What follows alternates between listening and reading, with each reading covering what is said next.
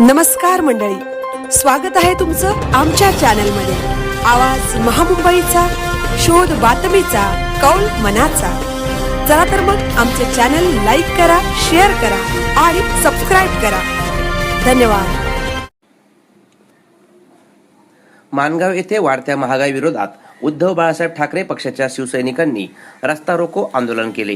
Petrol, diesel, gas तसेच जीवनावश्यक वस्तूंच्या वाढत्या दरांमुळे सर्वसामान्य नागरिकांना मोठा आर्थिक फटका बसत असल्याचा आरोप करत शिवसैनिकांनी शासनाविरोधात जोरदार घोषणाबाजी केली। यावेळी पक्षाचे अनेक पदाधिकारी, कार्यकर्ते व मान्यवर उपस्थित होते।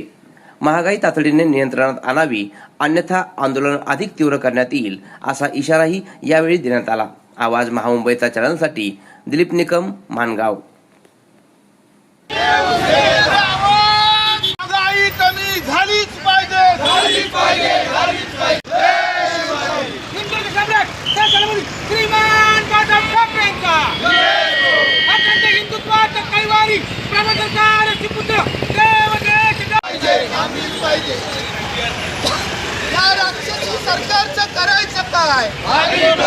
रस्ता रोको आंदोलन आपण करताय, नक्की विषय काय आहे, मागण्या काय सरकारकडे?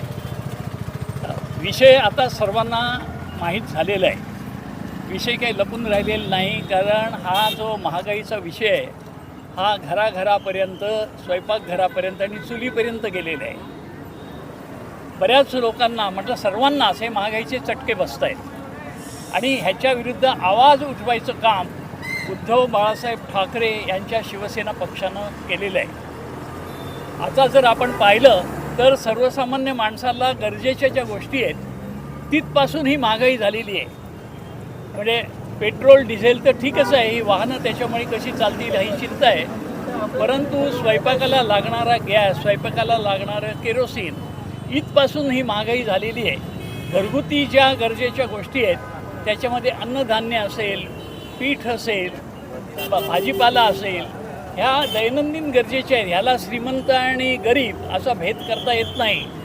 गरीबाला काय, श्रीमंताला काय, सगळ्यांना आपलं स्वयंपाकघर चालू ठेवण्यासाठी अत्यंत गरजेच्या अशा ह्या ज्या सगळ्या वस्तू आहेत ह्यांची भाववाढ झाली, त्यामुळे लोकांमध्ये चिंता आहे, आक्रोश आहे आणि ह्याच्यामध्ये लोकांनी जसं आवाज उठवला आहे त्याप्रमाणे सरकारने लक्ष घातलं पाहिजे आणि काहीतरी ह्याच्यातून मार्ग काढला पाहिजे, आश्वासन दिलं पाहिजे।